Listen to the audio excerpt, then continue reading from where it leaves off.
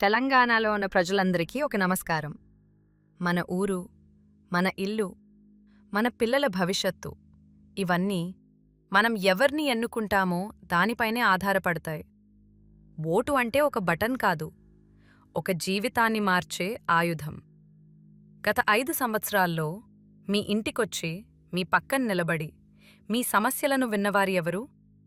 గెలిచిన తరువాత మీ ఊరు గురించి చూసినవారి ఎవరు? చిన్న చిన్న పనుల కోసం మీరు వెనక్కి తిరిగి చూసిన ప్రతిసారి మీకు సహాయం చేసినవారు నిజంగా ఎవరు? మాటలు అందరూ మాట్లాడుతారు, కాని పని చేయడం మర్చిపోతారు. అందుకే ఈసారి జాగ్రత్తగా ఆలోచించండి.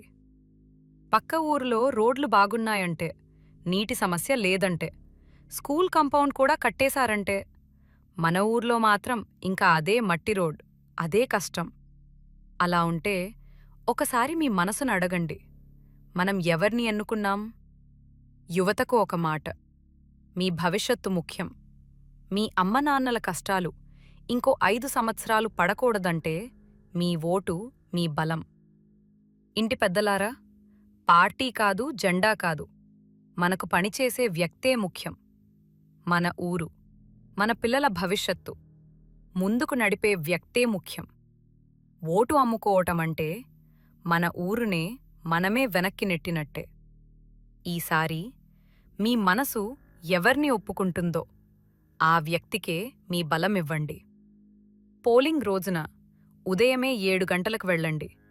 మీ మనసుని మరోసారి అడగండి, ఈ ఉన్నవారిలో మన ఊర్ని నిజంగా అభివృద్ధి చేసేవారు ఉన్నారా?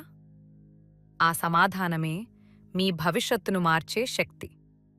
సరైన వ్యక్తికి, నిజంగా పనిచేసే వ్యక్తికే మీ ఓటు ఇవ్వండి. అప్పుడే మన ఊరు ముందుకు వెళ్తుంది. అప్పుడే మన పిల్లలకు కొత్త భవిష్యత్తు వస్తుంది.